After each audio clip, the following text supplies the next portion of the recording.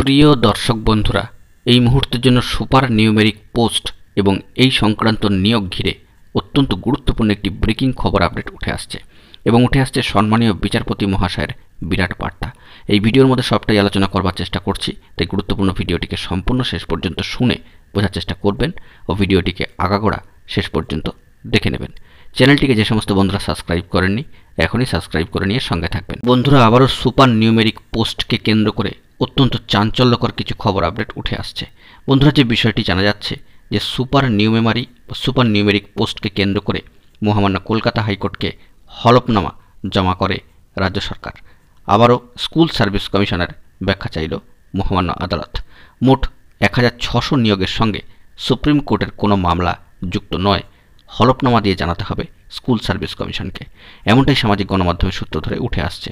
সেই জবাবে সন্তুষ্ট হলেই সুপার নিউমেরি পদে রাজ্য আদৌ নিয়োগ করতে পারবে কিনা তা নিয়ে সিদ্ধান্ত নেবে মহামান্য কলকাতা হাইকোর্ট। গত মঙ্গলবার এ বিষয়ে সম্মানীয় বিচারপতি বিশ্বজিৎ বসু মহাশয় কিন্তু বলেছেন, কোট আনকোট বিষয়টি হলো এরকম, আমরা সবাই নিয়োগের পক্ষে। ওই দিন মহামান্য আদালতে এজি সাহেব বলেন যে সুপ্রিম কোর্টে পেন্ডিং আছে অন্য মামলা। সুপার নিউমেরি পদে রাজ্যের লক্ষ্য একটাই, মেধায় কোনো আপোষ নয়। যেখানে কর্মশিক্ষা শারীরশিক্ষার পোস্ট আছে সেই সব স্কুলেই নেওয়া হবে। 2016 সালের ওয়েটিং লিস্ট থেকেই নেওয়া হবে। অন্তর্বর্তী নির্দেশ চাওয়া হচ্ছে এদের নিয়োগের অনুমতি দেওয়া হোক। অত্যন্ত গুরুত্বপূর্ণ এই খবর আপডেটটি উঠে এলো।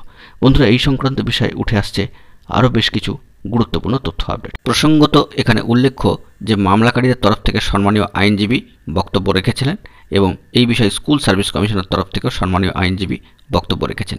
এক্ষেত্রে সব পক্ষের বক্তব্য শোনার পর সম্মানীয় বিচারপতি বিশ্বজিৎ বসু মহাশয় প্রশ্ন করেন, রাজ্য কি এই পোস্ট তৈরি করতে পারে?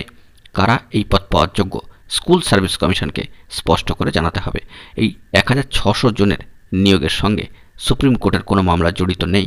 28শে ফেব্রুয়ারি এই মামলার শুনানি হবে বলে জানিয়েছে মহামান্য কলকাতা হাইকোর্ট। অত্যন্ত গুরুত্বপূর্ণ একটি খবর আপডেট উঠে আসলো সামাজিক গণমাধ্যমের সূত্র ধরে এই সুপার নিউমেরি পোস্টকে কেন্দ্র করে। দেখা যাক পরবর্তী ক্ষেত্রে কী খবর উঠে আসছে।